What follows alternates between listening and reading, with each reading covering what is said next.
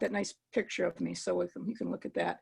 I was really happy when Alice and Kavya asked me to help put this together. I've been, as Kavya said, in administration and university professor for 40 years before I retired. I'm a big supporter of students going to college, and I think one of the things when you think about, well, why should you go to college, is you think, well, because that will get me on the career path that I need, and I will get the degree I need to do what I want to do with my life, and that's very important. But I want to just mention that there's a difference between getting a degree and getting an education. And sometimes I think students get so focused on their getting a degree to get them to the next career step that they forget about how important it is to do other things during those times when you are in college. And even though I taught for 40 years and like to believe that everything that happens in the classroom is the most important thing in college students' lives, what you learn outside of the classroom is equally important to what you're going to learn in the classroom. So one of the many, there's many other reasons to go to college, and a lot of that is for the other opportunities besides your education. Things like study abroad. Many students, in particular in larger schools, get involved with research with their faculty. I always had students working with me as in my role as a psychologist, doing research with me. Serving in student senate, community service opportunities. And for a lot of students, there's so many diverse people that you would not meet if you did not go to a university or a college and have the opportunity to spend social time with them, service time with them, classroom time with them. When you're looking at schools, I really suggest you look, one, at the academics, does it have the areas that you're interested in, but also what other things do they have that will help you grow from a high school student into adulthood. And sometimes those are things that are going to challenge you. You're going to hear things in the classroom, you're going to hear things from other students, from other staff members that are very contradictory to what you may believe now, but all of that is part of your education. So again, I can't emphasize enough that when you're looking at college, look at not just does it have the engineering program you want or the history program you want, but what else does it have to offer you that's going to help you grow personally, professionally, and intellectually into the kind of person that you hope to be. So that's my soapbox for today. And speaking of a very well-rounded student that I have known since she was a freshman, I'd like to introduce Natasha Kathari to you. Natasha grew up in Kansas City and came to the University of Kansas to do her undergraduate work, where she majored in psychology. I knew her from my undergraduate honors class in child psychology, where I had 14 fantastic students. Natasha was really the spark in that class. She's intellectually curious, she's high energy, and she's terrifically fun to have around. And during the time I was director of the honors program, I spent a lot of time with Natasha because she was very active in the honors program, both in the academic side, but also in the community service side and in helping other students learn about the honors program. When she graduated, she continued to work in the honors program as the admissions and recruitment counselor, where she talked to students from all over the country and in some places all over the world about coming to the University of Kansas, but also how participating in an honors program, which most colleges and universities have, can really enhance your experience in a significant way. She has lots of interests. She loves to cook. She frequently posts mouth-watering pictures on her Facebook page. She likes to hike. She has a dog named Tonks, call out to the Harry Potter fans. And she has moved now to Worcester, Mass, where her husband, Glenn, who she met, I believe, at the honors program at KU, certainly as undergraduates, is doing his medical residency. And she's now an admissions officer at Clark University, which I know she will mention today. So take it away, Natasha. I find it kind of challenging to follow up an introduction that's that complimentary. So I just want to first thank Professor McCluskey-Fawcett for having always been a wonderful mentor, for always pushing me, and for now being so very kind with her words. I also want to thank Kavya for all her work in planning this event, and Alice, who I met earlier, for her assistance as well. But for Kavya, I mean, there was so much attention to detail put into this planning process. She's been responsive throughout this entire thing.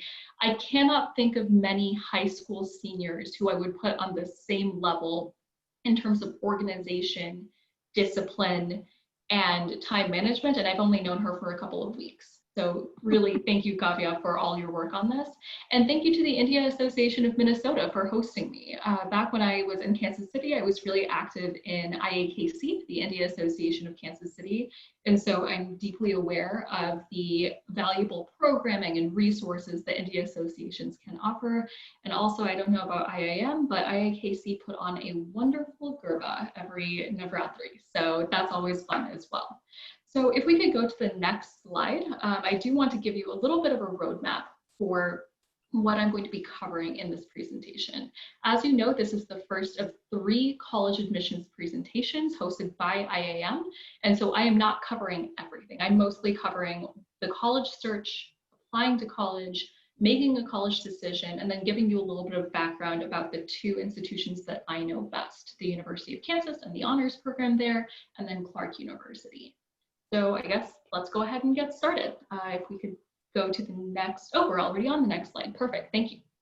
So I do want to set some ground rules that I think everybody should keep in mind when going through this college process. I know that we have kind of a mixed audience tuning in, students who are in different years in school, family members who are at different points of the process, all of that.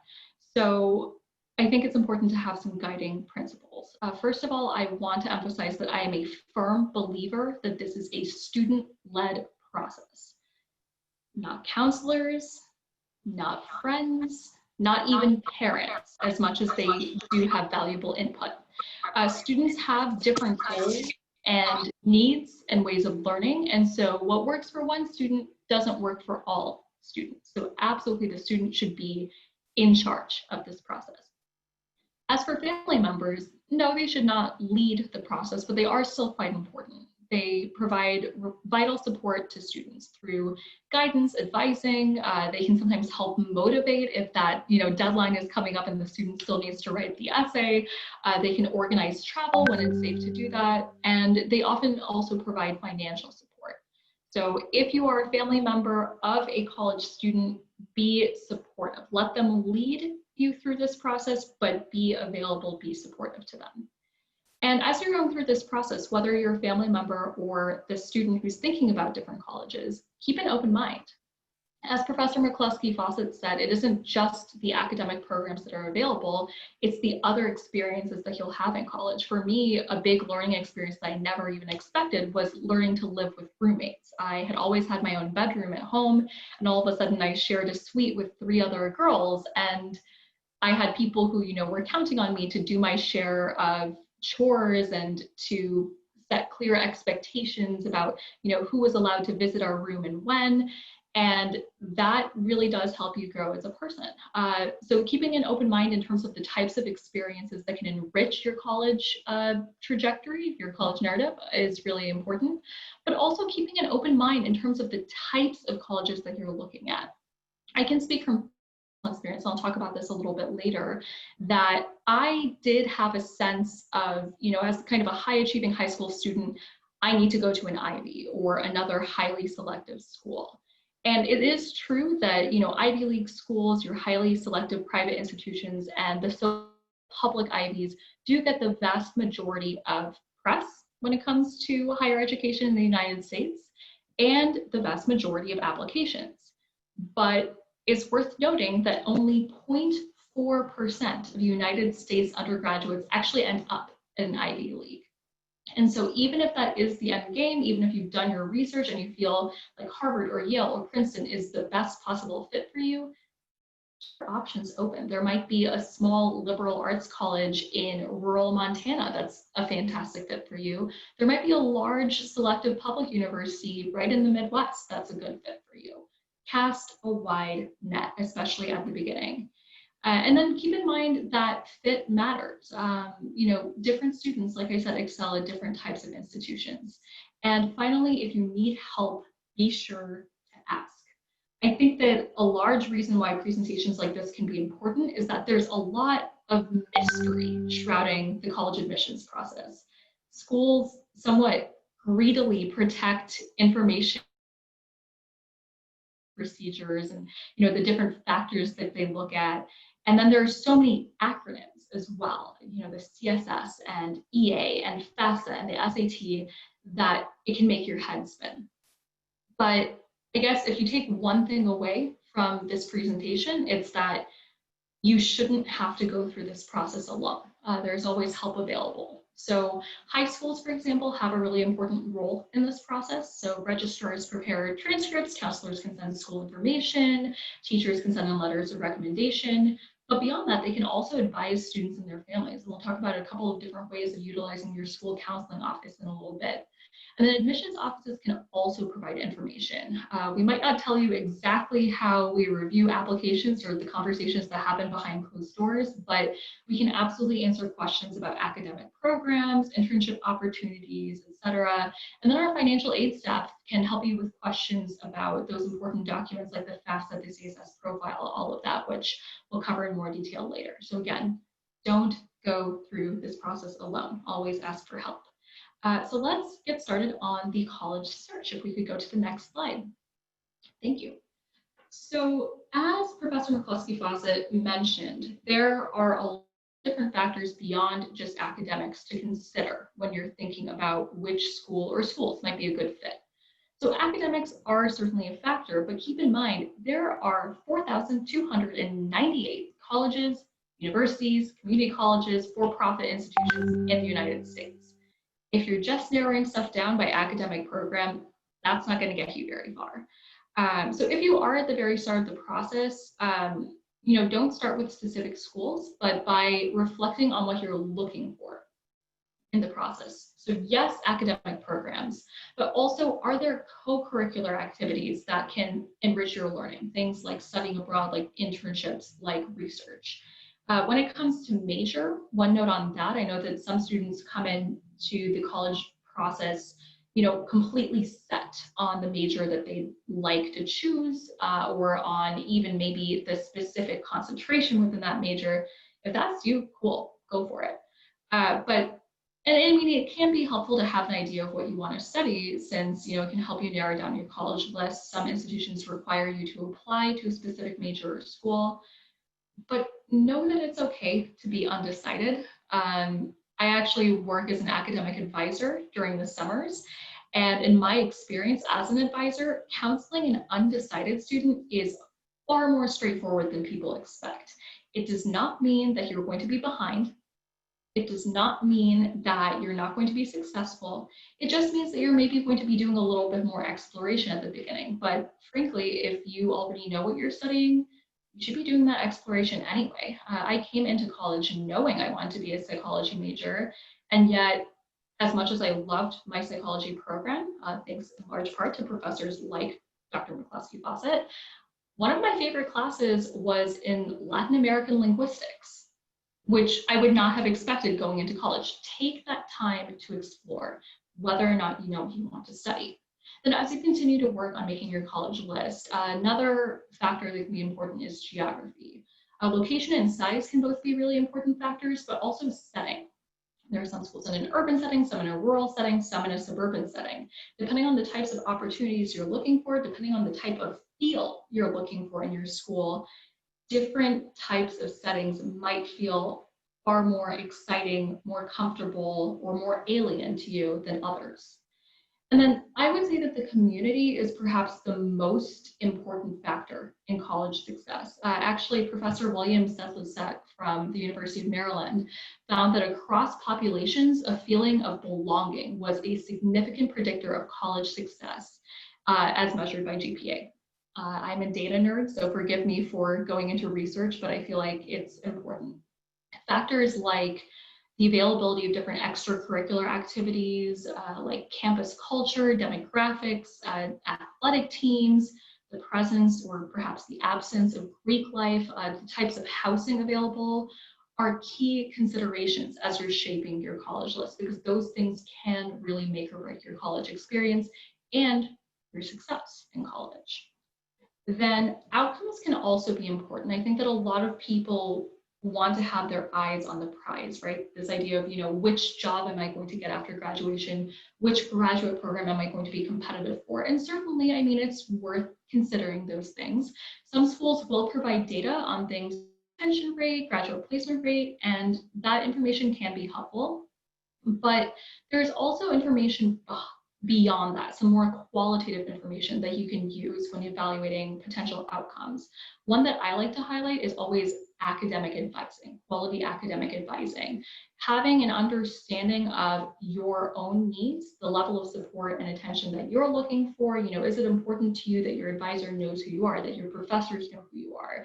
But then also, what is the advising format? Do you meet with your advisor once a semester? Do you see them every single week? Those are things that you should definitely keep in mind when you're thinking about the kinds of results you might get after graduation. And then special programs and resources can mean academic programs like an honors program, which I am somewhat biased towards, an accelerated or combined degree program, but also things like affinity groups, pre-orientation programs, multicultural and first-generation student support. One thing that I want to mention here as you're thinking about your list and what your needs are is mental health resources. About 12% of college students seek help at campus counseling centers, and many do seek outside help. But one thing that I find fairly chilling is that there's a pretty large number of students who don't seek help for mental health challenges during college. Actually, according to Inside Higher Education, which is a popular website journal within the world of higher ed, a September report from 4 youth mental health advocacy and suicide prevention organizations found that 58% of college students were at least moderately worried about their own mental health. So look for that support before you need it. I hope you don't need it, but make sure it's available. And then going along with that idea of support available to you, if you need accommodations for a learning difference, for a chronic illness, for a physical disability, whatever it may be, this should be something that you take into consideration in your college search process. And finally, money. I will admit that my area is not financial aid. We have a separate office for that at Clark. We had a separate, or have still a separate office for that at KU, since it's very specialized, highly confidential information. That said, I know that this is a huge factor for many families, that the cost, the value of an education is really important. I think that families should have a really candid conversation about financial expectations for college early on in this process.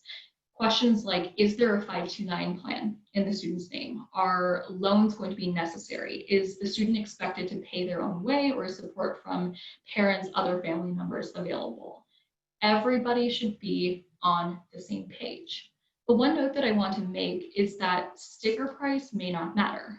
In fact, certain private institutions with high total costs, so for example, Clark, actually provide generous financial aid that can make the net cost competitive with public institutions. So for example, at Clark, the average net cost for students, what they're actually paying out of pocket, is about $25,000 per year, compared to a sticker price of about $60,000. So definitely something to keep in mind. Next slide, please.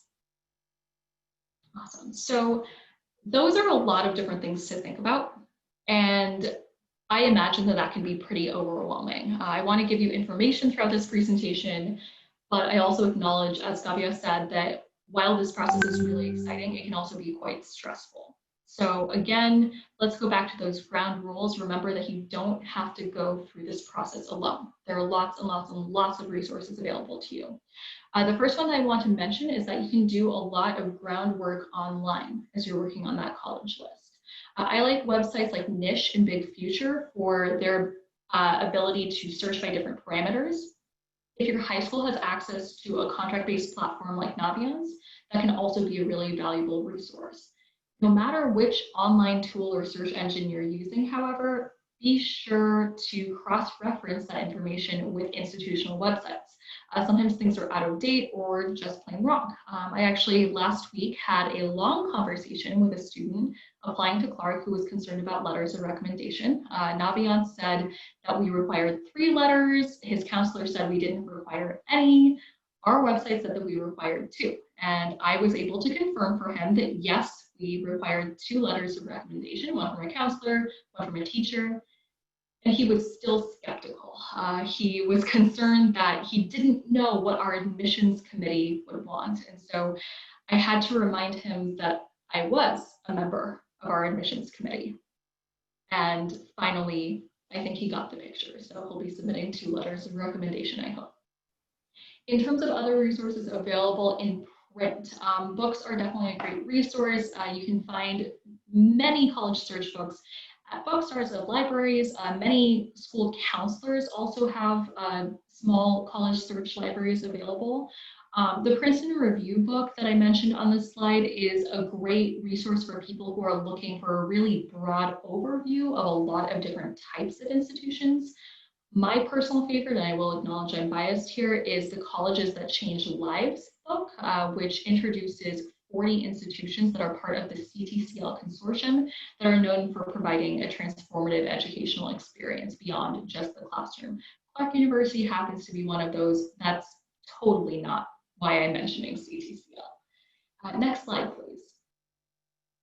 All right, so in addition to your resources available online and in print, there are also lots of events that you can attend in order to learn more about different institutions. So campus visits are a really popular one. Of course, with COVID-19, that's become, that looks very different at different institutions right now. For example, at Clark, we just recently started very limited one-on-one campus tours, and other than that, we're entirely virtual.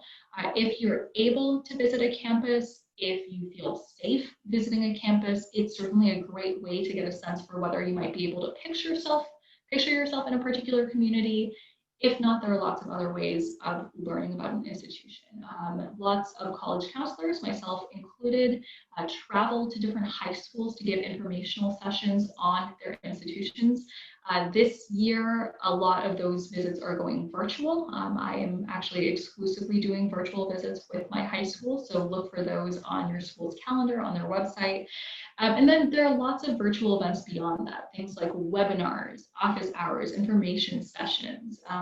My favorite thing that we're doing is in October at Clark, we're doing something called Clarktoberfest, where we're doing 20 different webinars over the entire month, everything from what is Clark University? Tell me more, give me general information, to how do I get involved in research? What if I'm pre-law? Tell me more about being a first generation college student at Clark. So we dive really, really deep through those events. So definitely any school that you're considering, take a look on their website, see what sorts of opportunities they're offering. And then people are probably your most important resource. So your school counselors and teachers are great, whether they want to tell you about an alma mater or, you know, in the case of a counselor, they want to give you more broad information. Older friends can be helpful so long as you are still kind of centering yourself in that student-led process, that your friends, what makes them happy isn't necessarily going to be what makes you happy. Family members can be helpful, whether they've attended different institutions or just have advice on, you know, I really know you very well, and I think that you're going to be miserable if you go to a school that's small. They might have a little bit of valuable insight for you. And last but certainly not least, admissions counselors at any institution you are considering can be extremely helpful. We want to hear from you, we want to email with you, we want to sit down and Zoom with you or have a phone call with you or with your parents or whatever you want. Our job is to guide you through this process. Otherwise, we would make ourselves invisible, have you submit your application and never talk to you. But instead, we inundate you with emails because we want you to get in touch with us. So be sure to take advantage of that resource. All right, so next slide, thank you.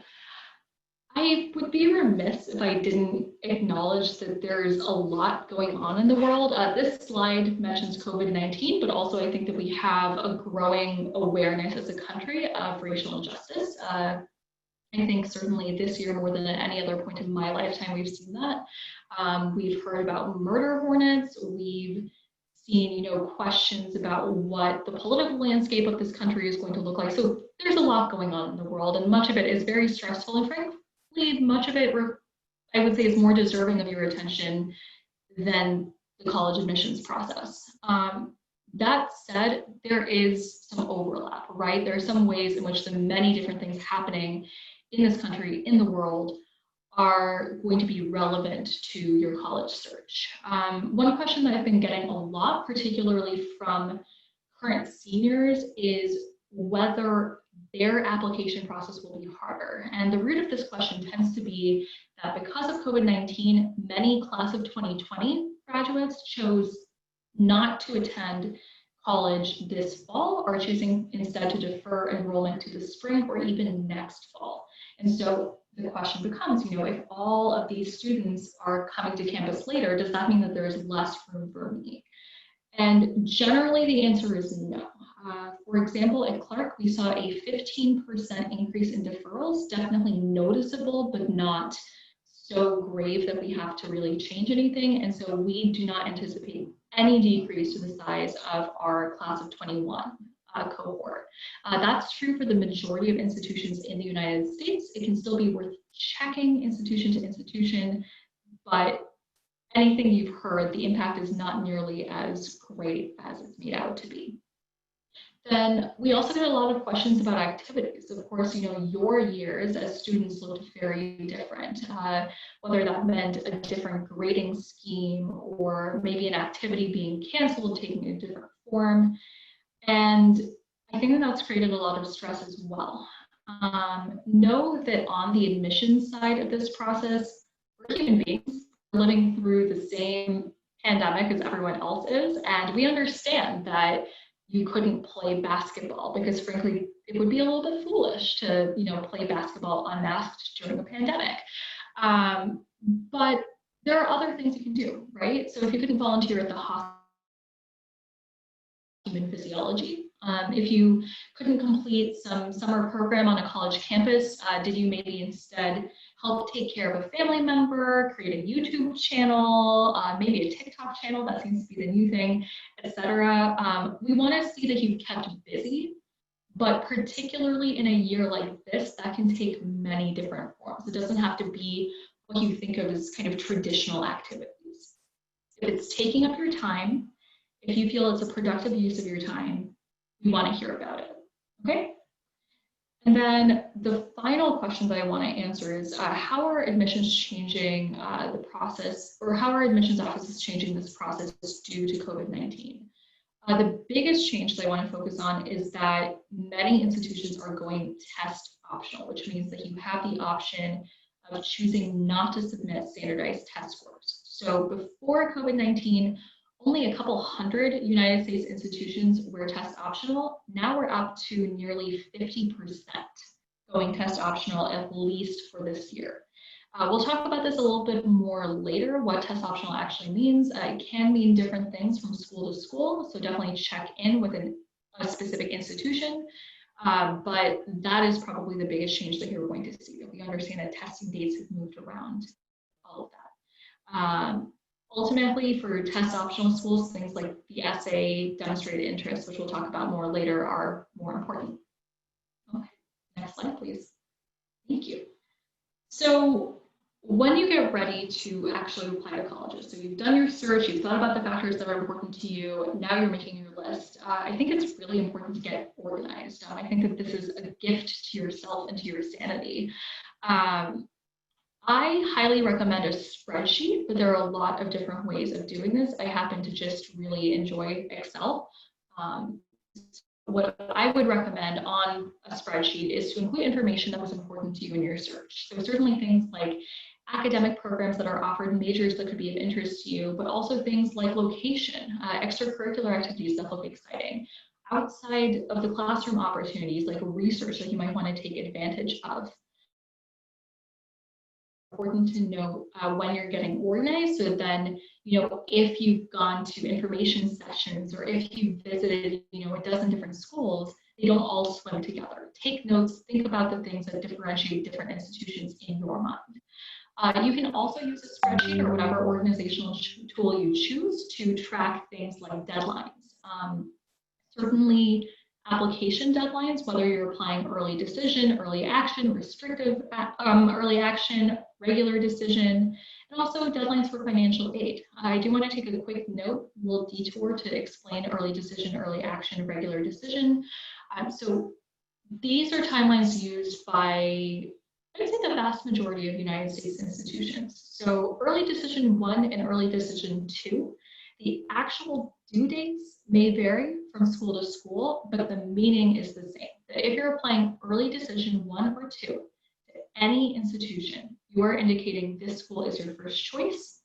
If you are accepted, you are pledging that you will attend this school and that you will withdraw any pending applications to other institutions on your list. So it's a great way of showing interest, which we'll talk about a little bit more in a bit. It's a great way of getting peace of mind. It can actually make you more competitive for certain schools for whom the admissions or the acceptance rate is higher for ED applicants. But it's also a decision to take very seriously, particularly the financial ramifications of that, since you may not have as much wiggle room at certain institutions when it comes to financial aid and scholarships. Early action simply means that you're applying early. You're not bound by anything. However, there is a subtype of that called restrictive early action, in which you're applying early and you may apply to other schools and keep your options open until the end of your senior year, but you cannot apply to any other institutions early. So you can only apply to this one institution early, then apply to the rest, and then weigh your options. And then regular decision is the final timeline. That tends to have the latest deadline at most institutions, and that's kind of your general catch-all pool that you want to be considered for admission, but there's nothing unusual about this process. It's just kind of a standard college application process. Within those timelines, I always recommend early action over regular decision if it's offered. A, because I think it does show a small amount of interest, which many schools value, but also B, because it means that you won't be working on applications over winter break, which is a wonderful gift to give to yourself during your senior year of high school. It's also important as you're getting organized to be sure to check email, to check portals if they're offered. You aren't done once you submit the application. If we need additional information, we'll reach out to you. If you entered your social security number wrong on your FAFSA, we'll reach out to you. So definitely be sure to keep in touch, to keep on top of all of your outstanding tasks. Okay. Next slide, please. Perfect, thank you. So we're going to talk in more detail about a few different application materials that you're going to be reviewing the school that you're considering. Those are the application itself, the personal essay in a little bit more detail, financial aid, and supplemental information. Supplemental information is kind of a big catch-all category, but we'll talk about a bunch of different things under that. So let's start with the application. There are lots of different types of college applications. The most common is what's called the common application, which is used by 900 different institutions in the United States, including Clark University. I would say second most common is the coalition application, which is used by about 135 schools in the US, including, for example, Emory. But then many schools use a consortium application. So for example, the University of California system has many institutions under that umbrella, but one application for each of those schools. And then you also have schools that have their own application that is entirely theirs. So for example, when you apply to the University of Kansas, you're applying only to the University of Kansas. When you apply to Georgetown, same thing. You're only applying to Georgetown. For schools that use shared apps like the Common Application or the Coalition application, often an institution will offer a supplemental application that asks for additional information from you. Some of this might be just demographic information. Some of it might be a little bit more information on a specific major or school that you're looking at. Sometimes it might be that they ask for additional writing. Depending on the supplement, all of the supplement might be required, some of the supplement might be required, or none of the supplement might be required. So definitely varies school to school. Pay attention to what each institution needs. And then keep in mind that the information that you provide on different types of applications might look very different. On the Common Application, that's certainly the application that I am most familiar with nowadays. You do have different sections for activities and awards that you've received, classes that you're taking, but other things might look very different. And aside from any required essays or other writing, which we'll discuss later, I would say that despite these differences, the application itself actually tends to be the easiest part of the application process, or at least the most straightforward. You're mostly just answering very black and white questions about yourself. So get it done early, definitely gives you a feeling of accomplishment, but don't sweat it too terribly much. So moving on to the essay. My English professor, Dr. Mary Clater, is on this call. She's also going to be presenting to all of you on October 11th to share phenomenal advice about the application essay. I can't imagine a better person to talk with you all. So I'm not planning on going into much detail on how to actually write the essay. Frankly, Professor Clater can tell you far more than I can. But I do have a few thoughts on what the essay can look like from the admissions end of the process, and also just some pitfalls to avoid, things to keep in mind as you're writing the essay.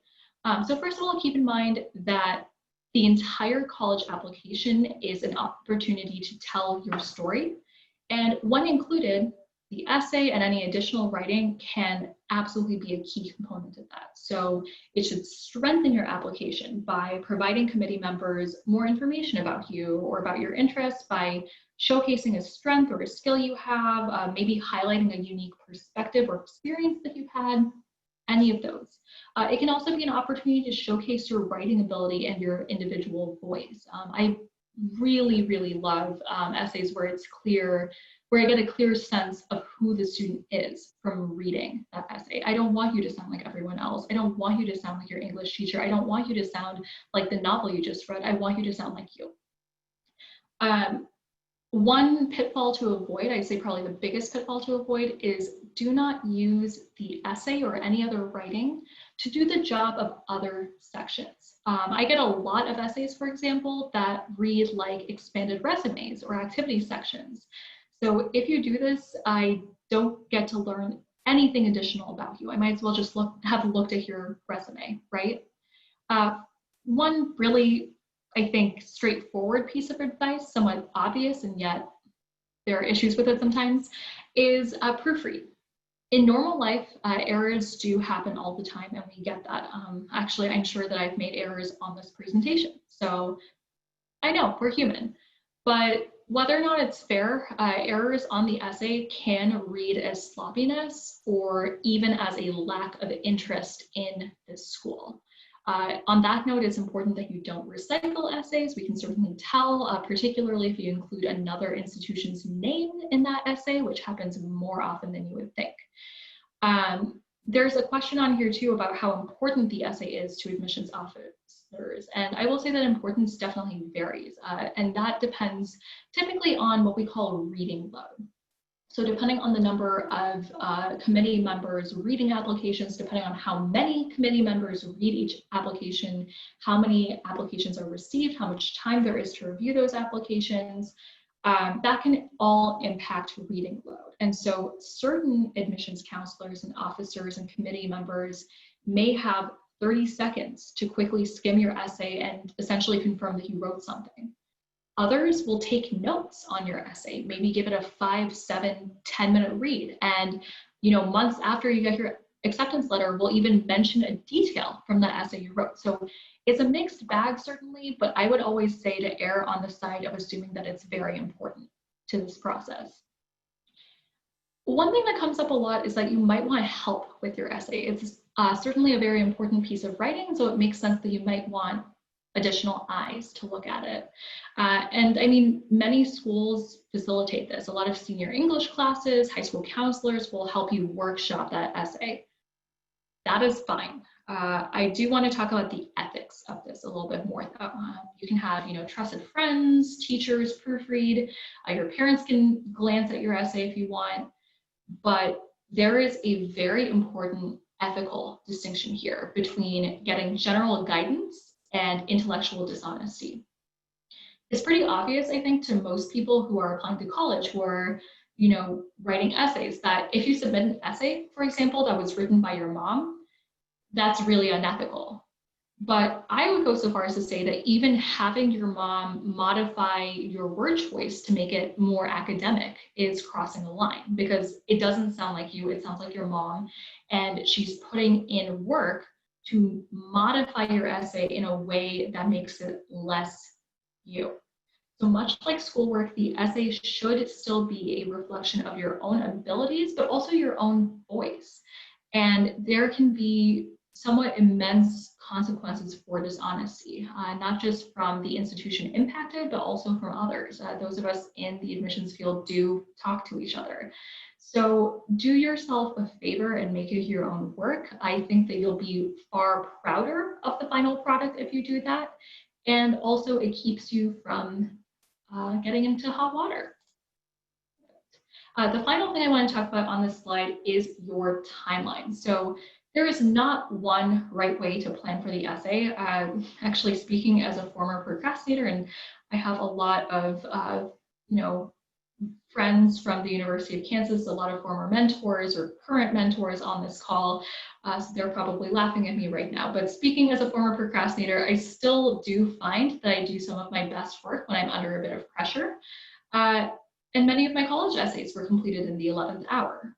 But then there are other people, I actually talked to Kavya earlier this week, who hear that and shudder a little bit. That sounds really, really stressful to them. I do think that these are two main schools of thought when it comes to the approach to the college application process, to the college essay.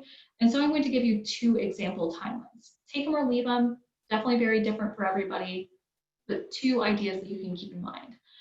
For those of you who like to plan ahead, I would recommend having a draft of your personal essay and any additional writing completed by about a couple of months before your application due date. I think that that gives you time to consult teachers, counselors, etc., and for them to do a meaningful review. Particularly during a year like this, your teachers, your counselors are extremely busy. They're doing a lot of this on their own time. And so give them time, be respectful of their schedule, so that then they can do a truly meaningful review of your work. It also gives you time to rework your essay, to add new details, and worst case scenario, even to start over if you need that. And then for the procrastinators, you know yourself and how long it takes you to reliably produce quality work. Even among this cohort of people who like to put things off, there's some variation, right? So as much as I'd like to tell you to just not procrastinate, that would be extremely hypocritical of me. So instead, I'm going to leave you with a couple of thoughts and tips. First of all, know that procrastination is often a manifestation of anxiety. That was certainly true in my case. And so the question to ask yourself is, what are you avoiding? What about this component of the process or about the application process itself makes you nervous? Tackle that, address that, ask for help with that. To produce quality work, to give the college admissions process your very best shot, to put your best foot forward, however you want to put it. I imagine that you want to do the best job you can. Have a conversation with yourself. Are you going to be able to do that best job possible if you put this essay off until the last minute? And then finally, if you haven't listened to that, if you've decided to procrastinate anyway, no matter when you start your essay, I do still recommend that you do a little bit of pre-planning, even if you refuse to write the essay ahead of time. There are two key areas that I think can be helpful here. First, think about what you're trying to accomplish and how to play to your strengths. So if you know that you're a really, really funny person, are you going to use your sense of humor to make your essay stand out? Are you going to use your gift for storytelling? Maybe something else entirely. And then second, are there specific ideas or sprouts that you can grow into full essay ideas? I wouldn't go in, particularly if you're procrastinating, with just one idea. I think that it's kind of the height of human arrogance to assume that your first idea is your best idea.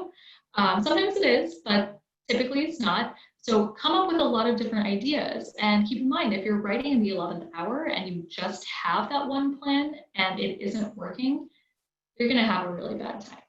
So plan and plan diversely. Okay. The next component that we're going to talk about in the application process is financial aid. I'm just going to pause for a moment to chug some water.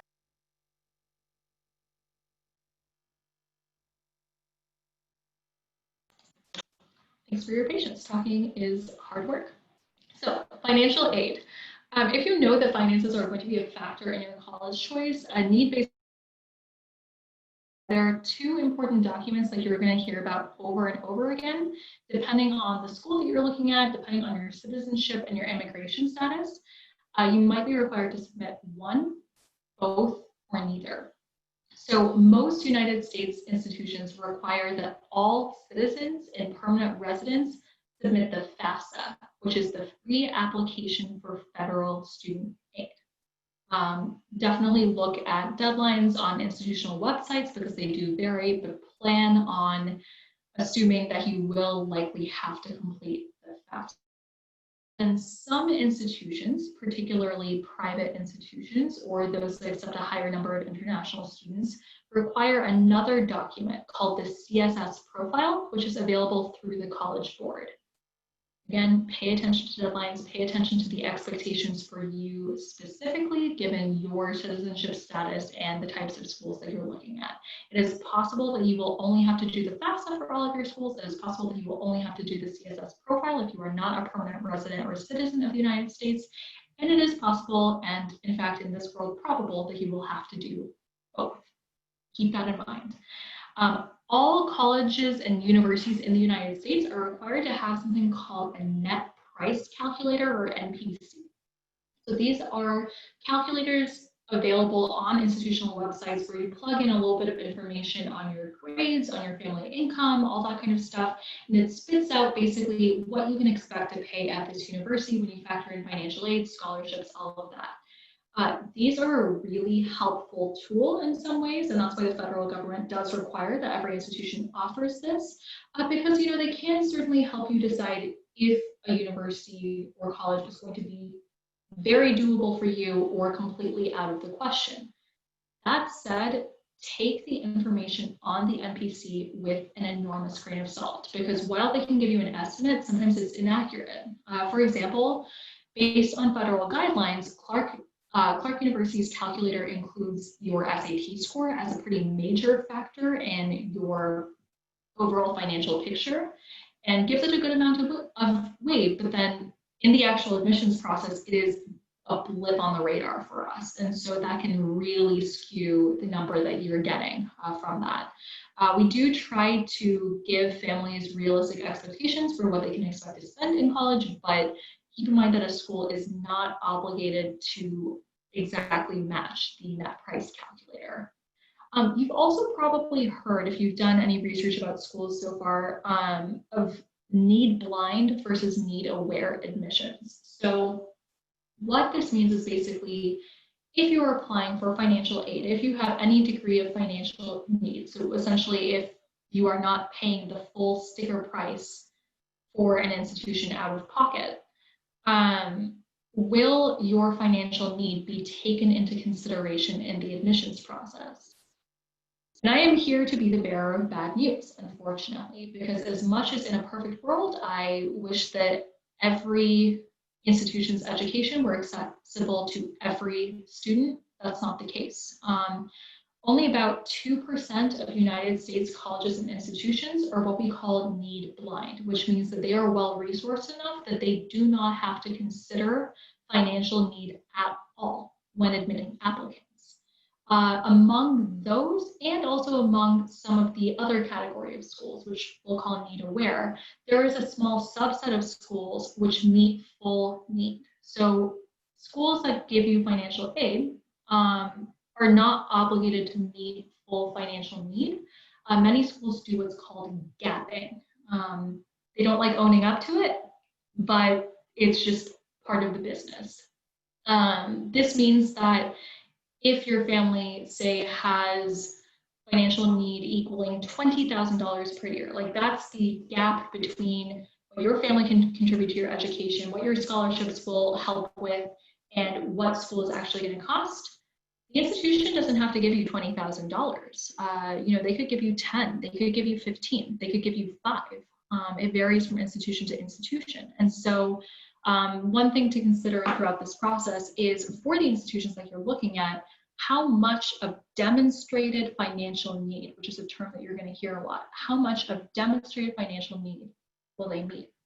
And then moving on to that second category of need aware, these of course are then schools that do have to factor your financial picture into the admissions process. And so unfortunately that does sometimes mean that students who are fully deserving of an education at a particular institution, competitive for admissions, may not actually be accepted to that institution, or may be only provisionally accepted. Depending on the institution. So certainly something to keep in mind. And then I had mentioned a little earlier that it's important to be mindful of sticker price versus actual cost, because there are some schools that look, for example, very, very cheap, very affordable, but that provide very little in the way of financial aid and scholarships. There's some schools completely at the other end who might charge, $60,000, $65,000, $70,000 a year when you consider room and board, but who provide extremely generous financial aid. And then of course you have schools all over the map, right? You have somewhat pricey schools that aren't very generous with financial aid, more affordable schools that are very generous. So take a look at things like, one good resource that I should have put on the slide is the Fisk Guide to Best Value Colleges, I believe, which offers a little bit of information on what students and their families actually are paying out of pocket compared to the sticker price for a school. And then the final thing I want to mention on this slide is different types of financial aid. So I am not talking about scholarships, those are based on merit. Financial aid is based on financial need. So types of financial aid can include loans, both subsidized and unsubsidized, work study at certain institutions, and grants, also known as free money. There are certain grants that are awarded to specific subpopulations. So for example, the Pell Grant is available to students whose family's income or household financial picture is below a certain threshold. But these three categories, loans, work study, and grants, do tend to be the three main categories of financial aid.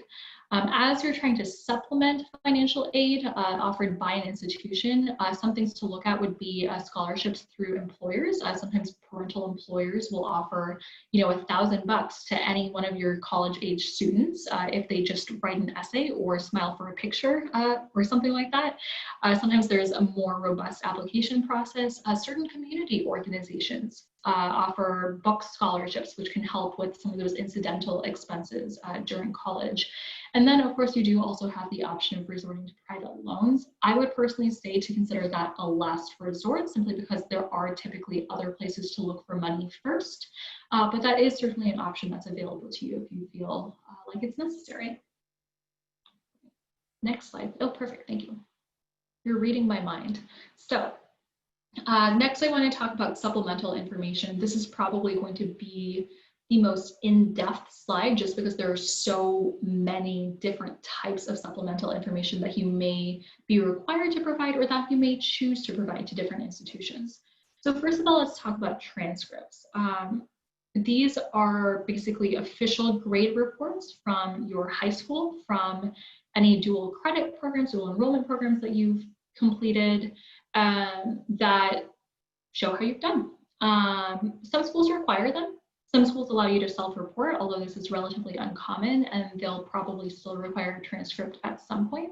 Just kind of depends. I would say typically plan on having this ready to go, which usually means a conversation with your high school's registrar's office to make sure that they can send that off for you.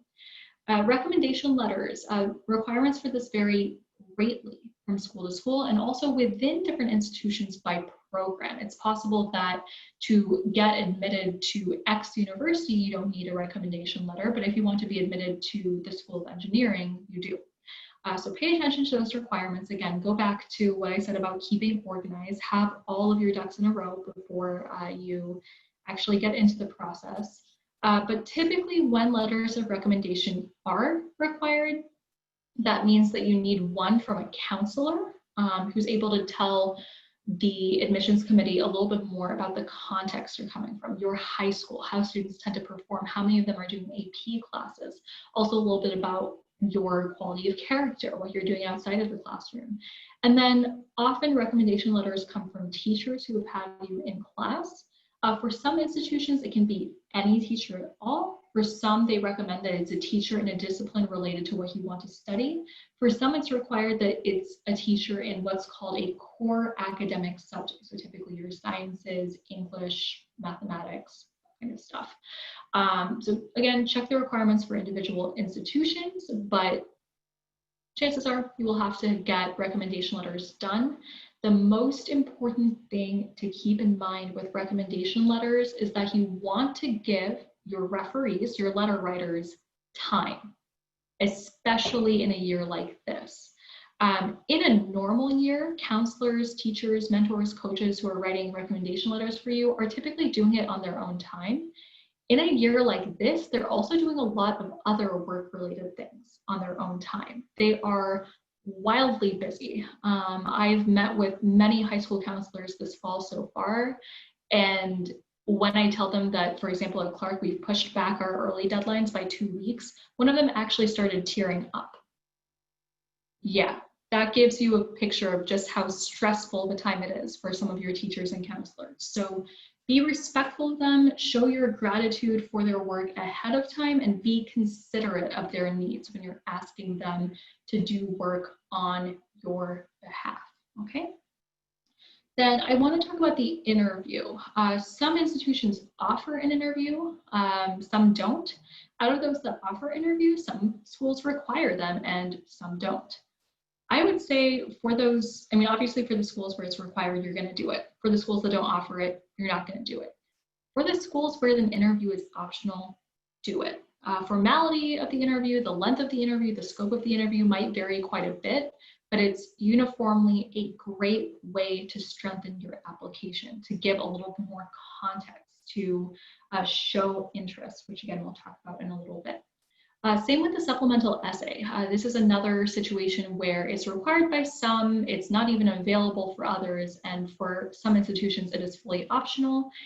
If it's optional, do it.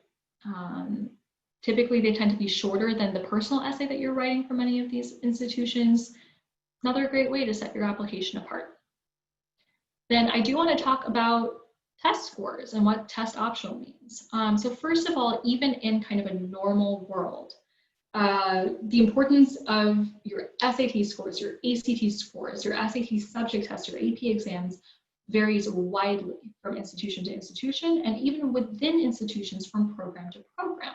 I can tell you, for example, that at least when I worked at the University Honors Program, the standardized test scores were more important for students applying to the program, or there was a higher threshold for students applying to the program than those just applying to the university. I don't know if that's changed, so if someone has updated information, feel free to put that in the chat. For some schools, it's not been a factor in a really long time. For others, it's always been a factor, and it's an important part of the admissions process. For some schools, there's a cutoff where you just aren't admissible if you don't get a certain score, and for some schools, that's not true.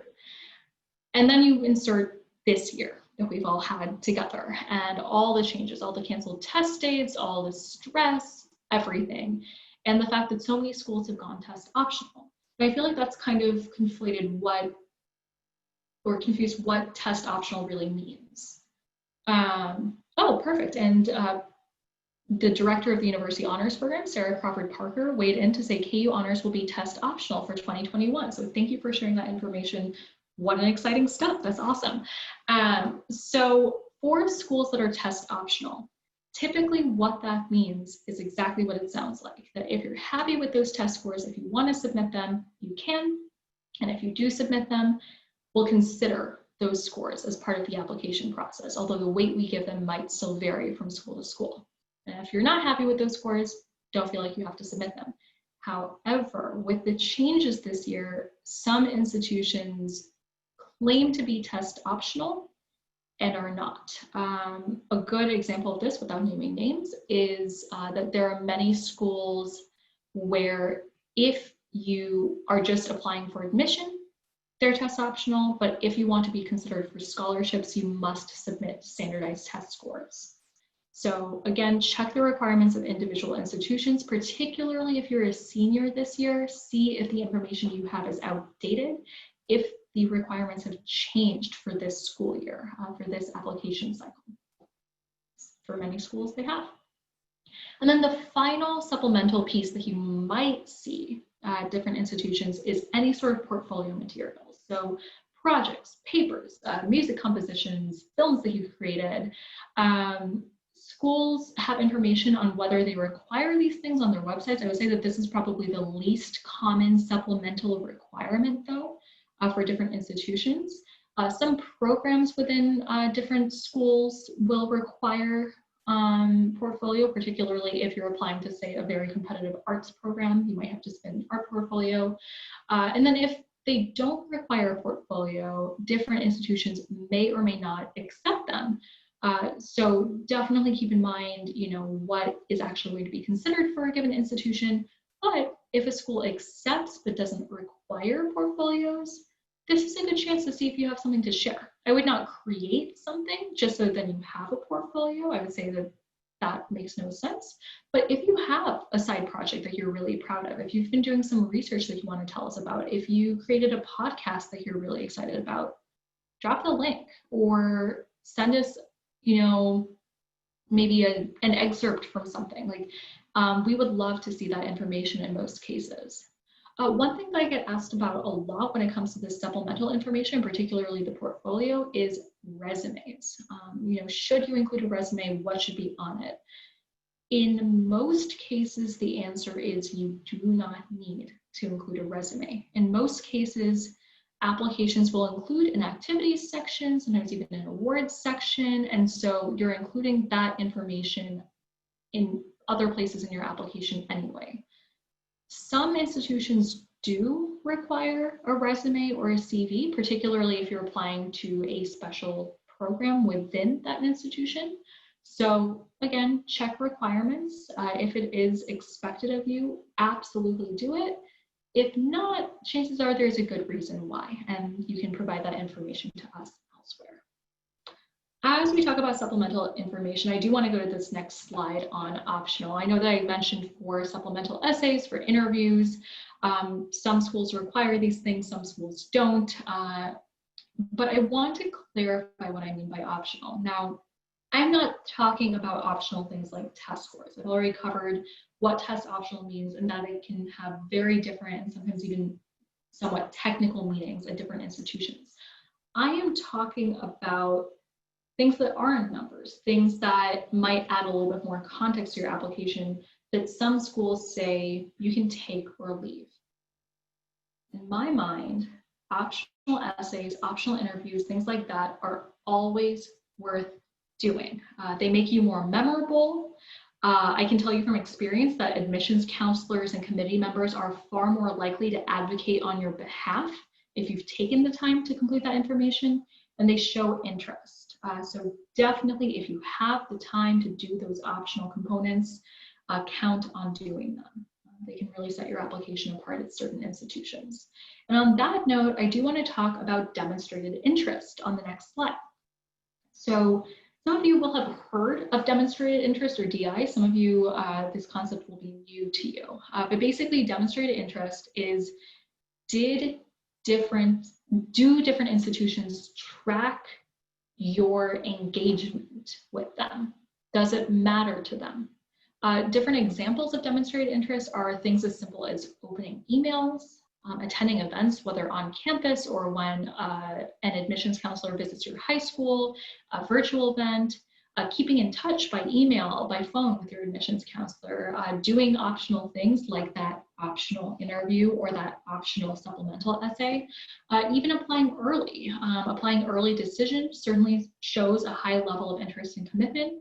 Even applying early action, even though that's not binding, can show a little bit of interest. So these are all things that can factor into demonstrated interest. Most schools do track demonstrated interest in some form. For less selective schools, it can tell offices, where to focus their efforts. For more selective schools, it can actually factor into the admissions process as well. So especially in a year like this one, it's really important.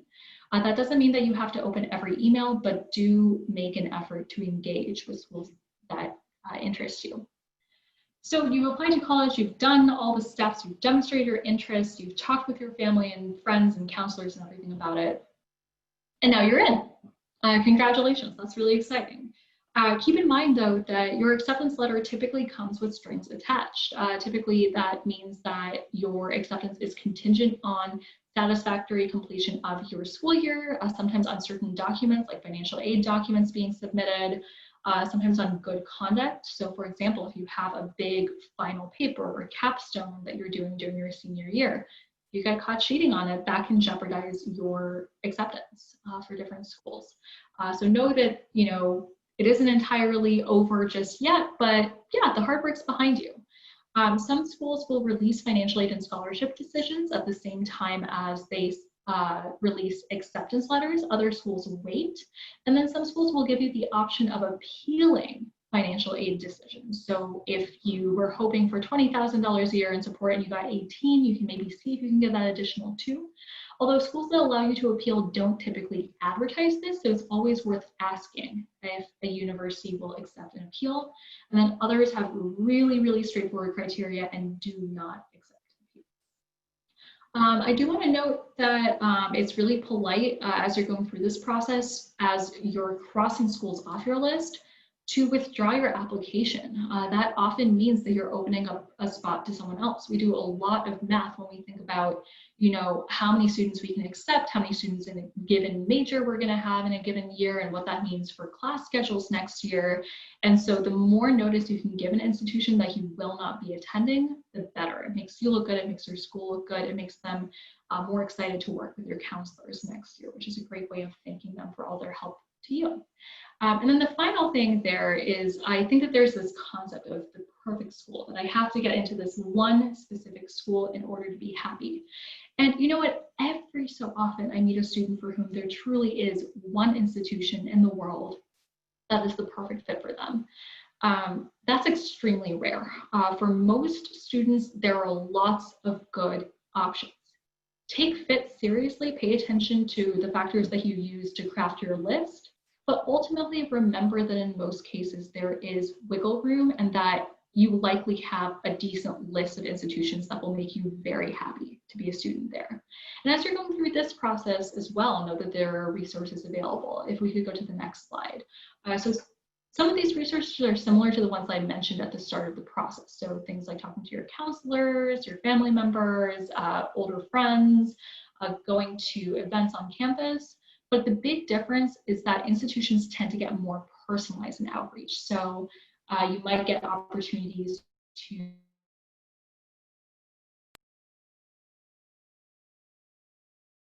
members with current students to learn more about what your research experience or what your community experience might look like at the university.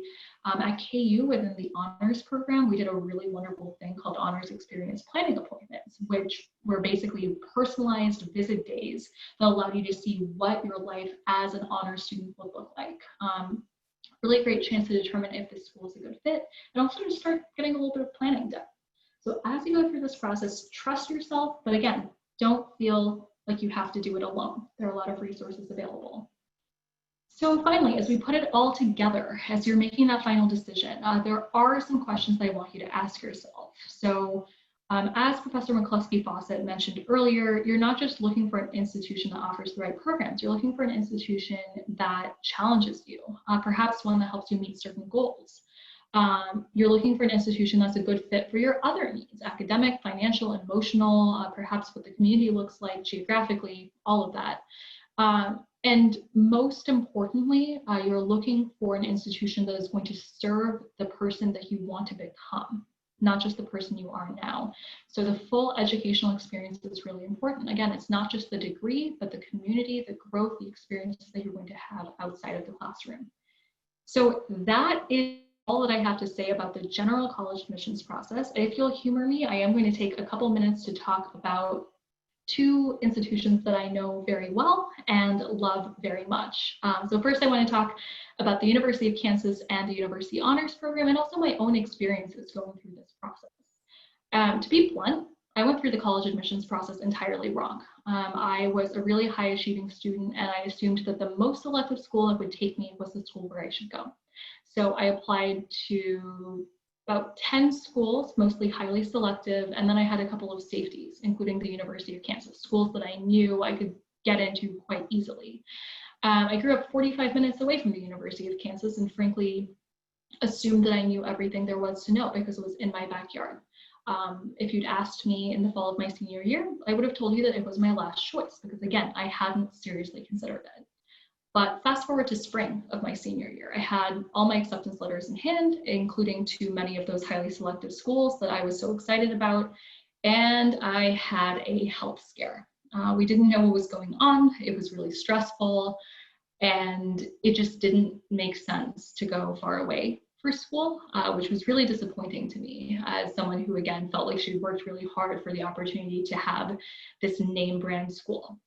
And so I trudged to Lawrence, Kansas to go to KU, kind of slumped with defeat, not excited at all about my college experience and thinking, you know, maybe I'll transfer out once I get my health figured out. I ended up loving it.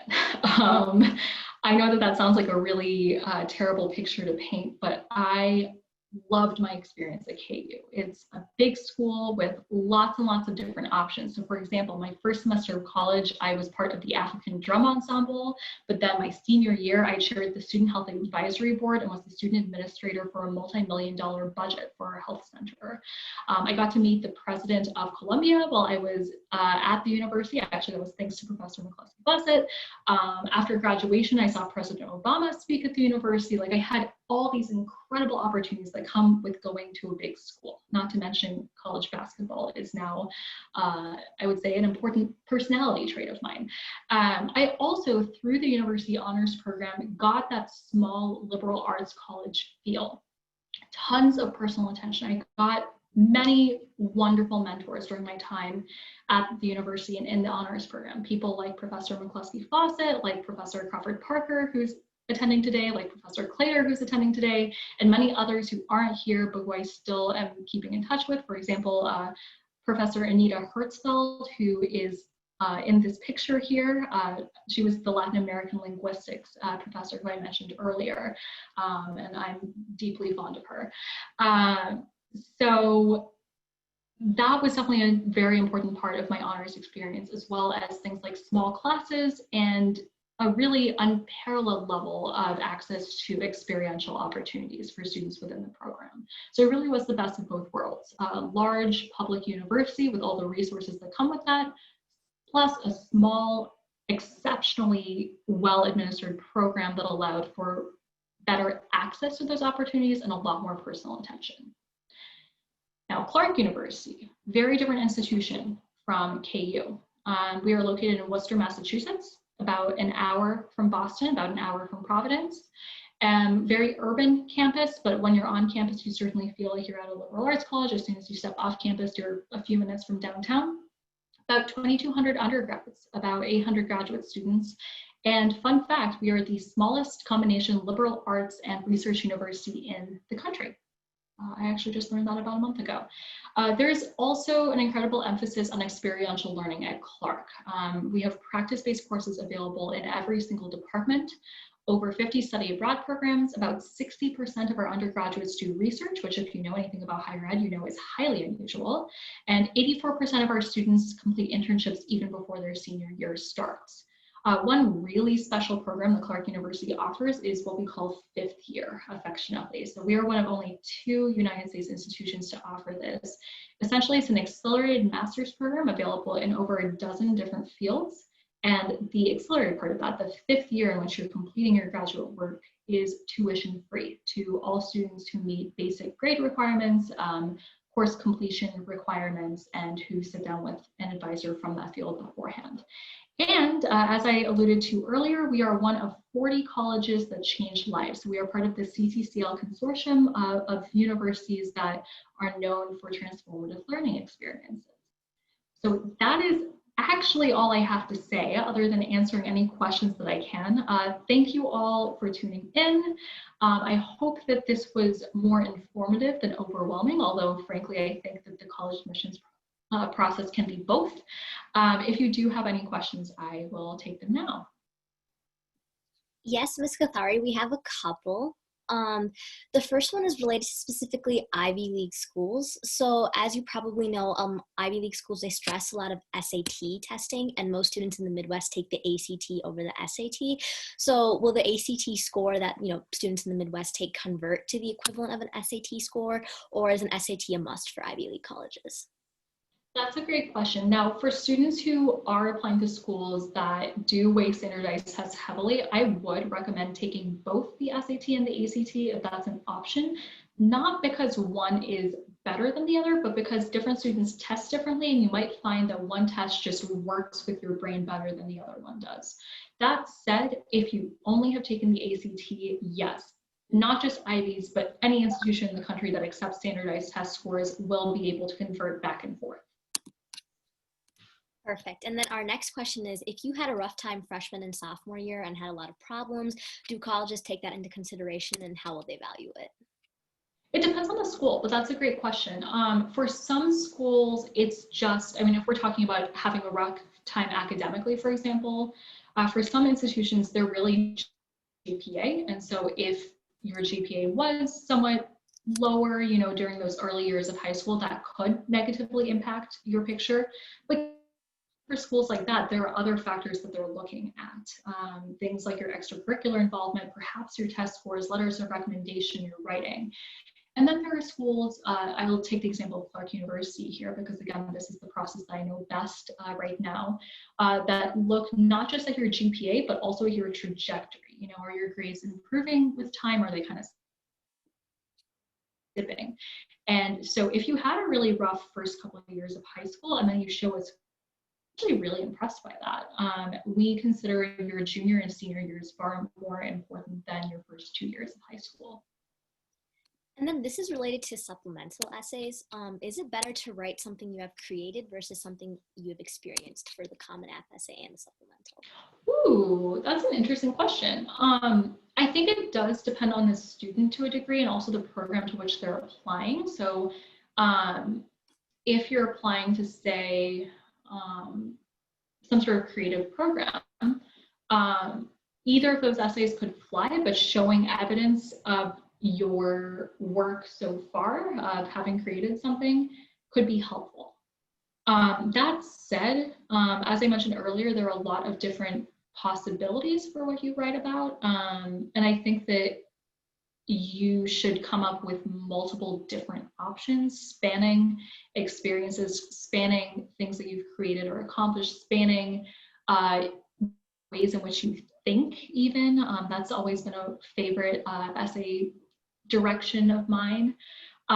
So try to flesh it out a little bit more and see how far you get with either of those ideas. And definitely tune in to Professor Clater's talk on the college essay, because as I said earlier, she knows far more about this than I do. And then the next question is related to activities during COVID-19. So how much should you focus on what you did during COVID-19? For example, activities and maybe academic extra information that you might have taken on your essay this year? That's a great question. So for most schools, there's not a limit to the number of activities you can list. I would say that there is somewhat of a common sense limit that I would instate there, that if you went to one club meeting or, Habitat for Humanity, don't put that on your activities section, but also don't feel like you have to cut out debate because you only did it for 2 years. For most schools, you can include everything with which you engaged. So when it comes to this issue of weighing COVID-specific activities versus other activities, I would say there's not really any additional weight that I give to them, because we want all the information anyway, in most cases. Now, when it comes to how you talk about your COVID specific activities, that can be different. On the common application, for example, you can include anything that you've done on the activities section. You can maybe say, like, you know, if you decide to do a podcast on baseball because your spring baseball season got canceled, you can say like, oh, you know, I created this podcast after our season got canceled. That bit of context is helpful, but not necessary. In addition to that, on the common application, there is an optional section where you can explain how COVID-19 affected you and your family. And so if you do have an unusual experience, if you do want to tell us about an activity that was canceled or that changed form, absolutely take advantage of that section. Now, that is not the place to tell us, wow, pandemics are stressful, because frankly, duh, we know that.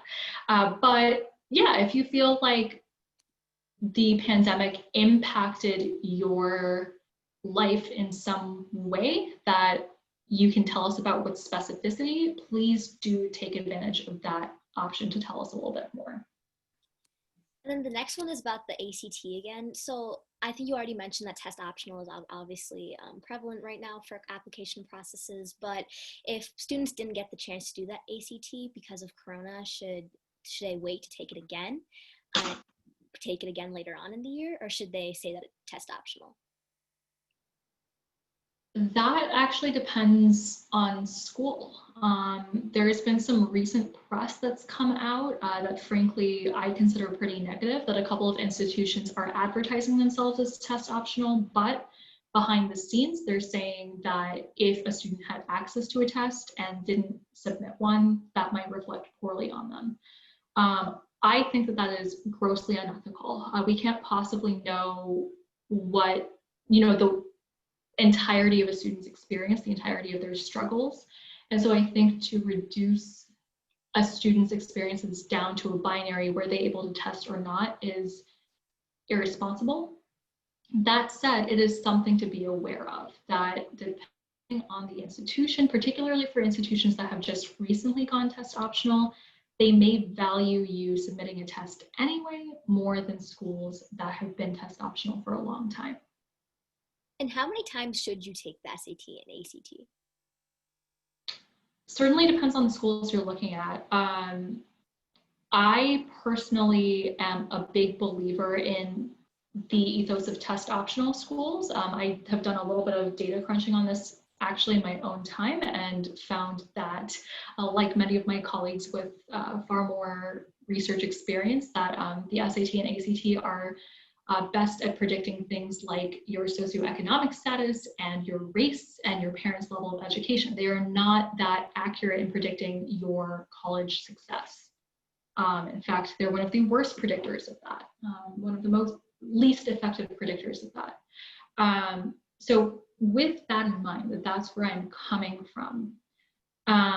If you feel strongly that this is a place where you shine, and that you want institutions to get to know you through your test scores, or if you're applying to an institution that values that aspect of the application, then I would kind of take stock of where you are right now. What sections could you use help with? What area, like what score would make you happy? How realistic is that score? Like what percentage of students get that score? Do you feel like that's doable for you? And if so, I mean, try it again, but keep in mind that even if we look at the most selective schools in this country, so like Harvard, Yale, Princeton, Berkeley, I mean, even for those schools, there is a range of scores that they consider impressive. And certainly for those that require tests, if you are well below those thresholds, that could reflect poorly.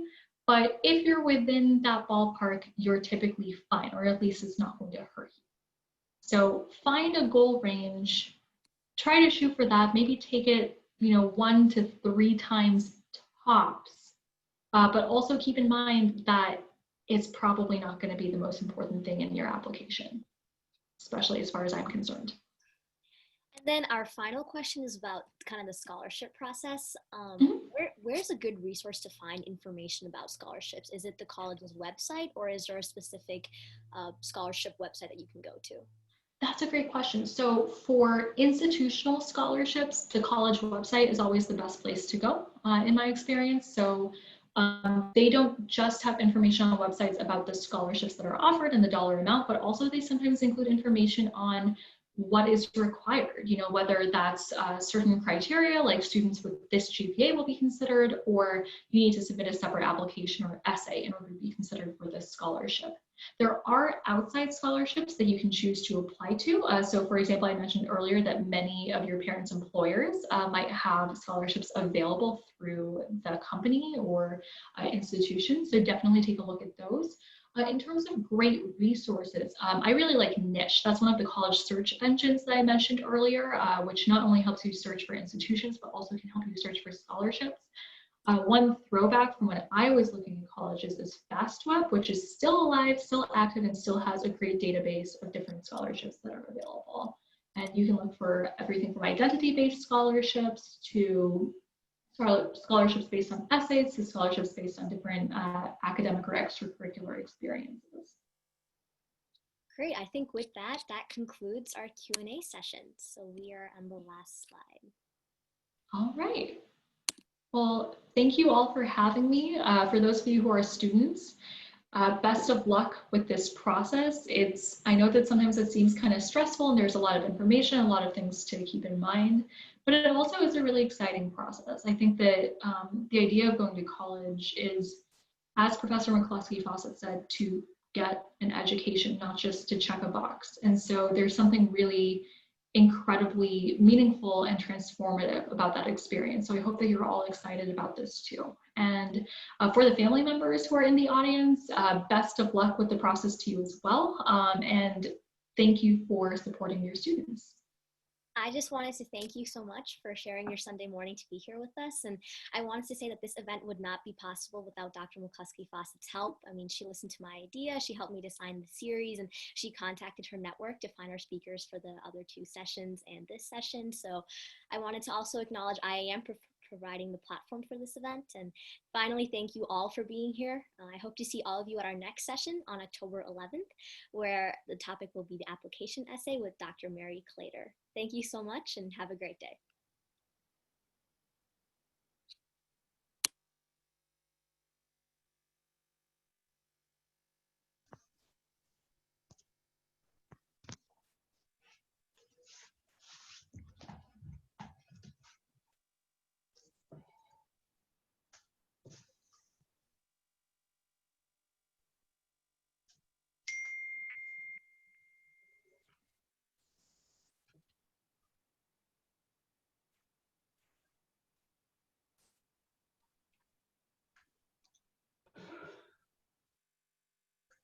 Kathy, thank you. Oh, she was amazing. She was incredible. I wish she'd stayed on long enough for us to thank her. I was trying to see if we could get her back. Yeah, sorry I got so discombobulated at the beginning, but Hey, you and me both. So. Now, of course, it's working great. That I think she did a fabulous job. She also, was all sorts of information that you typically don't actually get to hear about how the process works from the inside, because a lot of schools are not very transparent with that. So that was great. I mean, I think people got a lot of information that you just can't find anywhere else. Yeah, I told Karen, and Karen is our vice president, and Suyash, of course, our treasurer that I mentioned before, but I had told them that she was dynamic. And what do you say, Karen? She was very phenomenal. It was one of the best sessions I've been part of. Very informative. Yeah, the thing is, like, it was too much. I know I don't have a kid who's going to college anytime soon, but it was too much to even, I think this should be more like a one-day session. Well, maybe we can just hire Natasha and get her to move to Minnesota.